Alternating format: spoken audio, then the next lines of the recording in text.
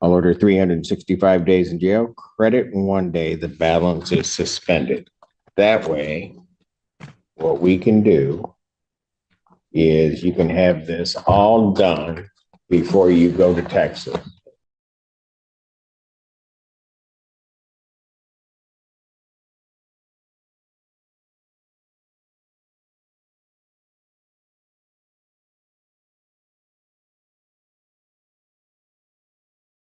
Welcome back, everyone. Today's case is one of those rare courtroom moments where the law, raw human emotion, and even a touch of humor all collide. We're about to witness the sentencing of Miss Smith, a defendant who isn't just standing before the court with regret, but also with a story of redemption and family sacrifice. From the very first moments, the prosecutor highlights something unusual: genuine remorse. But is remorse enough to sway a judge? Stick around, because this hearing takes twists you won't believe. From emotional apologies, to life-changing moves across state lines, and even some unexpected banter about hot weather and peanuts. Yes, peanuts? This is not your ordinary sentencing hearing. Keep watching, because by the end, you'll see how a judge balances compassion, responsibility, and justice in one of the most memorable courtroom exchanges we've ever broken down. Real changes, additions, or deletions. And we did review the recommendation. We asked that you adopt it. I will say Ms. Smith has shown an incredible amount of remorse for her actions in this case. We sat in that office next door, and she was clearly emotional. Clearly, this has affected her every day since this happened. I think she'll be very successful on probation, and you will not see her again. Out of a lot of defendants, she has shown that I've worked with, she's shown an incredible amount of remorse for this horrible mistake. Here's something powerful. The defense attorney doesn't just describe Miss Smith as remorseful. He emphasizes that her regret is unlike most defendants he's worked with. That's rare. Courts often hear, "I'm sorry," on repeat, but the sincerity doesn't always ring true. Judges and prosecutors are the trait when an apology is real versus rehearsed. So, here's the question for you. Do you think deep remorse should play a major role in sentencing? Or should punishment remain the same regardless of emotion? Drop your thoughts in the comments. Because what's about to follow will show exactly how much weight remorse carries in this courtroom. Anything you want to tell me before I impose sentence? Yeah, I just wanted to apologize to the victim and thank the court for his mercy. That's it. I remember taking your plea. Please. Me too. Me too. And what was clear to me after that plea is we were going through it. It's okay. I'm gonna hear it. So I'm sorry, I don't. There is doubt in my mind that you had remorse. And I think at your very core, the part that probably hurt you, and you can correct me if I'm wrong, but is you weren't raised this way. This was not you. At all. And you knew it. I know it. Yeah. Notice what the judge just said. This was not you at all. This is a fascinating legal and psychological moment. Judges don't usually step into personal territory like this unless they believe the defendant truly acted out of character. He's essentially saying, "You weren't raised to behave this way, and you knew it." That acknowledgement shows the court sees her as more than just her crime. But here's the twist: while empathy is being shown, the law still demands accountability. What do you think? Should a single mistake define someone forever, or should their character and past carry more weight? And probably at the time that it was going on, you knew. And then it all kind of caught up and you had to face it. But I will tell you that your reaction to the court while I was taking the plea, because the other thing about it is, as I was taking the plea, the only way I can describe it is it hurt. right? It did, and it does. It Yeah. still does. So what Ms. Perrone says about sitting in the office talking, I don't doubt that one bit. All right. But here's the thing, Ms. Smith. Everybody in life does things.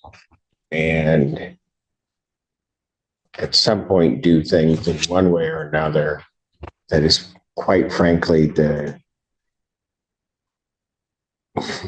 not what we were raised to do, not what anybody ever taught us in any way we should do. We just, for whatever reason, you almost think you just lost your mind. Yeah. Yeah. Right? Yeah, temporary insanity. Almost, yep. And then This part is eye-opening. The judge calls her actions temporary insanity, not in the legal sense, but in the everyday, human way. We've all made decisions we can't explain, those moments where logic disappears. But in a courtroom, that phrase carries real weight. True insanity, as a legal defense, is extremely rare and complex. What the judge is doing here is making a human connection, acknowledging mistakes happen without excusing them. It's a balancing act, punishment versus understanding. Question for you. If someone admits their crime was pure stupidity, should that reduce their sentence? Or should consequences stay the same? reality hits and you really can't explain why you did it. You just, because you know you're better than that. I'd say stupidity. That's all I can say. It's stupidity. It's okay. Maybe for that brief moment, I don't see you. I went through this report and everything. I don't see you as stupid at all. I just think stuff happens. That's the way I look. All right, Ms. Polero, you've risen. Yes, Your Honor. I just wanted to advise the court. I know when I completed the PSI with Ms. Smith, she had indicated that her lease is up in October. Her what? Her lease? Her lease Yeah. is up in October. Her daughter has moved to Texas and she's wanting permission from the court for her to be able to move once her lease is up. Where is she moving to? Texas. Yeah, Moving to Texas? Here's where the story shifts. Miss Smith isn't just asking for leniency. She's asking permission to move states, all because her daughter got into Baylor University in Texas. This is where law and life collide. Judges often have to decide, do we keep someone under strict local supervision, or allow them to rebuild their life somewhere new? And let's not forget, Texas is an 18-hour drive away. Imagine the leap of faith the court has to take, trusting she'll follow through with probation requirements while living in a completely different state. Do you think the court should allow this move, or keep her closer for oversight? Yeah, she had accepted to Baylor for occupational school there. My family's, That's your daughter? it's my baby. Congratulations, Mom. Thank you. Thank you. So I just want to, my lease is up. I just want to go and make housing and be there for her. Ms. Smith moved here For her. because she was going to U of Michigan. M. And so she's, She Where did you graduated move from? from Detroit. Oh, okay, well, Yeah. that's like Still, down the road. That's, Ipsy, I don't know anybody up here. I'm here alone now, me and my dog. it's know. Detroit. It's right down the street. Yeah, it's 30. It's not, I it's not like, don't, okay, hold on. Ms. Smith, when you go to Baylor, when you go down to Texas, yeah, that's a move. I know. Right? Yeah, but I'll be close. Where do you move? Detroit. Wait, really? That's far. Where? Detroit from Ipsy. Detroit. Man, I don't do that freeway. It's like 45 miles. That's a long way. Okay. How far is it to Texas, to Baylor? 18 hours. Yeah. Yeah, but I won't be coming back, I promise. Why? I'll fly. I've had enough. Are you, Again, I'm just you're going to drive down there? Yeah, I have to take my stuff Okay. and the dog. and the Okay, dog. here's the only other thing. You like hot? I do. Do you? It's good for you. I need it. Vitamin D. That's some serious hot. It is. No, that's serious hot. It's okay. It's okay. Better than waiting. She kind of sound bitter. Now, this is an unexpected twist. Did you catch that? The judge calls her bitter about Michigan, and suddenly the courtroom lightens up. From serious sentencing to playful banter about states, sports teams, and even the weather. This might seem unusual, but here's why it matters. Courtroom tone can shape outcomes. Judges often test defendants with humor or small talk, watching their reactions. It's not just casual chatter. It's a way to measure sincerity, attitude, and even humility. Do you think this lighter moment helps Miss Smith's case by showing she's relatable, or could it backfire by making her seem dismissive of her situation? I just want to move forward. Michigan, I'm over. I don't. What? She's now criticizing the Great Mitten to the north. I'm sorry. My home state. Mine's too. My Born and raised, but I'm over it. Thank you, Your Honor. I'm sorry.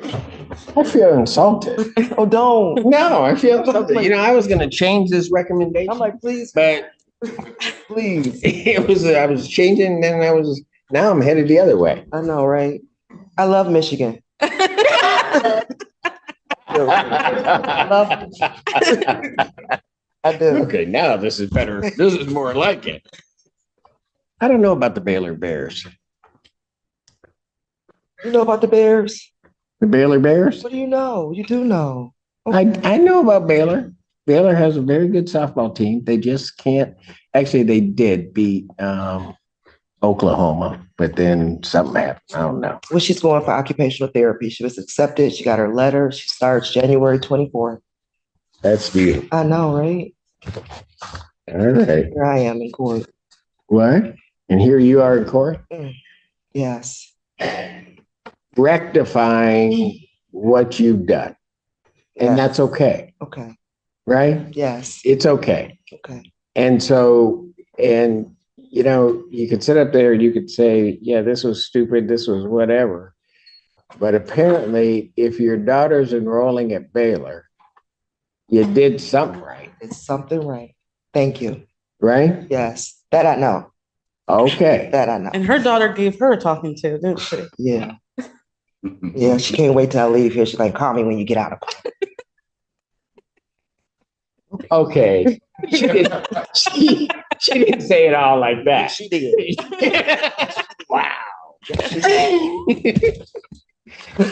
I hope her daughter's watching because I want her daughter to She's been watching. how you scrunched up your face Well, like she that knows. about your daughter. That's how she talks. That is not how she. I cannot believe With this that. situation, yes, it is.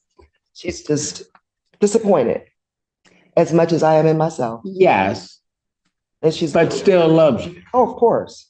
Of course. So when you said you were going down, like, okay, I just got to know this. Mhm. Mom, I'm going off to college. Oh, I'll come with you. What was her reaction? Really? Yeah, because I don't want you to be up there by yourself. So we'll just move that way. And that's what I did. I got an apartment and stay here 2 years. And she graduated. She's gone. And Your daughter is a better person than me. she's Because I love my mom, but my mom told me I'm coming with you. no. I said, But oh, that's not my it. buddy. I transfer school. Say, yeah, I'm at Maryland. I'll be down in Alabama someplace. Anyway.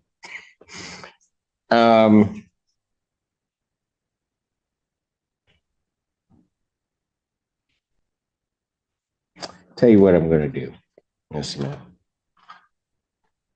And rarely, well, we don't want the conviction, so we got to do it that way. The $655 fines and costs and probation fees, when do you think you can get that paid? Today. You can pay all of that today? All right, here's what I'm going to do. When are you headed to Texas? My lease is over October 26th. Okay, hang on a minute. I'm changing this recommendation. This is the turning point of the entire case. The judge just said he's changing the recommendation. Originally, Miss Smith faced 12 months of probation under a deferred sentence. But now, he's cutting it down to just 3 months. That's a huge break. Why? Because he sees that her own guilt and remorse have punished her more than the system ever could. This is one of those moments where justice bends toward mercy. But here's the bigger question: if remorse and character can reduce sentences this drastically, do you think it risks inconsistency in the justice system? Or is this exactly what fairness looks like? You know, we put people under deferred. We look for people to hopefully learn something from the process. And I don't know that some of what we do is necessary for you, because I think nothing I could do, even if I sent you to jail, would beat you up more than you probably beat yourself up about this. That is clear to me. So I'm changing this. Instead of a 12-month prosecutor deferred, it's going to be a 3-month prosecutor deferred sentence. You're to pay $655 fines and court costs, $90 probation oversight fees. So you can pay that today. Yes. Pay that today. No use of alcohol, recreational marijuana, or any illegal substance. You'll be subject to random testing as requested by probation. You're to complete a theft class. You're to do that within the next 60 days. You are to complete 25 hours of community service as directed by probation. I'll set a review hearing. What would be my review hearing 3 months out, Ms. Blair? October 9th. October 9th, 2024, 9 a.m. I'll order 365 days in jail, credit 1 day. The balance is suspended. That way, what we can do is you can have this all done before you go to Texas. All right. So you can go down there in that heat and start with a clean slate. Thank you very much. You're welcome. Thank you. See, when it gets hot up here and it's humid, it's like being a boiled peanut. Down there, she's going to be a dry roasted peanut. Unless you get too close to the coast. Then you get that humidity. And that's a special kind of heat. You can see the heat coming off the ground. What? You can see the heat coming off the ground. Absolutely. I'm telling you, it's hot. I know. But it's okay. It's hot. No, you got to like wear special shoes. Because you wear like the regular shoes we wear, like you'll stick to the ground. You'll stick to asphalt. All right. You know what?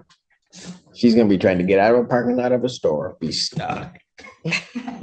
And then she's going to think about me saying, he told me. Don't go. All right. Ms. Smith, you have a wonderful day. Thank you. Tell your daughter from all of us, congratulations. I will. Thank you. She knows who you are, because I ain't going to tell you where she saw you at. No, see, Ms. Smith, you can't come up in court saying my daughter knows you. No, you just can't be. She saw you on her phone and she's like, "This is where you going?" I'm like, "Yeah." She said, "That's him." I said, "That's him." That's okay. That's why I call him Michelle each night and don't go anywhere. She said, "Good luck." I said, "He all right." Oh, he all right. Yeah, okay. Thank you. Ms. Smith and Ms. Polera, because she will have completed everything. Do not waive her appearance. No. Because I gave her 3 months. She's going to have to come back. I have to. Okay. Okay. Thank you. Thank you. You take care. I promise. I'll order 365 days in jail, credit 1 day. The balance is suspended. That way, what we can do is you can have this all done before you go to Texas. All right. So you can go down there in that heat and start with a clean slate. Thank you very much. You're welcome. Thank you. See, when it gets hot up here and it's humid, it's like being a boiled peanut. Down there, she's going to be a dry roasted peanut. Unless you get too close to the coast. Then you get that humidity. And that's a special kind of. You can see the heat coming off the ground. What? You can see the heat coming off the ground. Absolutely. I'm telling you, it's hot. I know. But it's okay. It's hot. No, you got to like wear special shoes. Because you wear like the regular shoes we wear, like you'll stick to the ground, you'll stick to asphalt. All right, you know what? She's gonna be trying to get out of a parking lot of a store, be stuck. And then she's gonna think about me saying, he told me. He told me don't go. All right. All right. I Ms. appreciate it. Smith, you have a wonderful day. Thank you. Tell your daughter from all of us, I congratulations. will, thank you. She All right. knows who you are, because I ain't gonna tell you where she saw you at. TikTok. No, you see, Ms. Smith, you can't come up in court saying my daughter knows you. No, you just can't be. She saw you on her phone and she's like, this is where you going? I'm like, yeah. She said, that's him. I said, that's him. That's okay. That's why I crawl in the shell each night and don't go anywhere. She said, good luck. I said, he all right. Oh, he all right. Yeah, okay. But thank you. Ms. Smith and Ms. Polera, because she will have completed everything. And there you have it.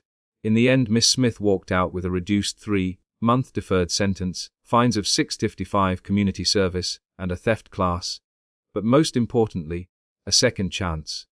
The judge clearly believed her remorse was real, her support for her daughter was genuine, and that punishment didn't need to be heavy-handed to be effective. This case is a reminder that in the courtroom, justice isn't just about rules. It's about humanity. So, what do you think? Was the judge too lenient? Or was this a perfect balance of accountability and compassion? Let us know in the comments. And if you found this case as shocking and fascinating as we did, make sure to hit that like button. Share this video with your friends, and don't forget to subscribe for more jaw-dropping courtroom breakdowns.